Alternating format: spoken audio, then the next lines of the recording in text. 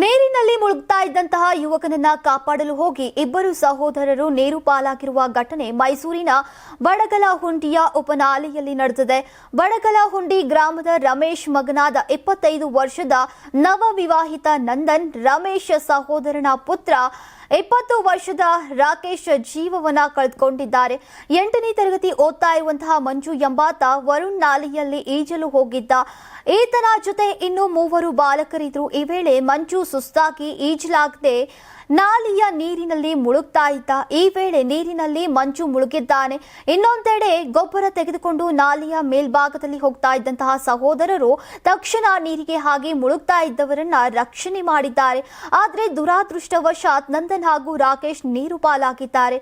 ನಾಲೆಗೆ ಹಾರಿದಂತಹ ನಂದನ್ಗೆ ಈಜು ಬರ್ತಾ ಇತ್ತು, ಆದ್ರೆ ರಾಕೇಶ್ಗೆ ಈಜು ಬರ್ತಾ ಇರಲಿಲ್ಲ.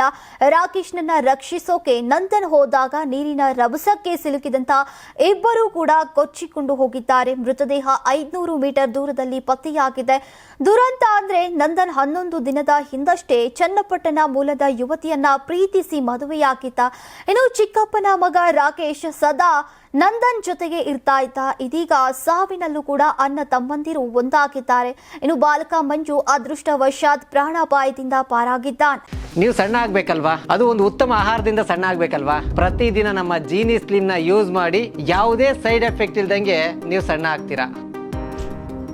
ನಿಮಗೆ ಮಾಧ್ಯಮದಲ್ಲಿ ಕೆಲಸ ಮಾಡುವ ಆಸಕ್ತಿ ಇದೆಯಾ? ಹಾಗಾದ್ರೆ ಕರ್ನಾಟಕ ಟಿವಿ ಡಿಜಿಟಲ್ ಮೀಡಿಯಾದಲ್ಲಿದೆ ನಿಮಗೆ ಒಳ್ಳೆಯ ಅವಕಾಶ. ಆಯ್ಕೆಯಾದವರಿಗೆ ಉಚಿತ ತರಬೇತಿ ಕೊಡ್ತೀವಿ. ತರಬೇತಿ ನಂತರ ಕೆಲಸ ಮಾಡುವ ಅವಕಾಶನೂ ಕೊಡ್ತೀವಿ. ಈ ಕೂಡಲೇ ನಿಮ್ಮ ಮಾಹಿತಿಯನ್ನ ಮೇಲ್ ಮಾಡಿ.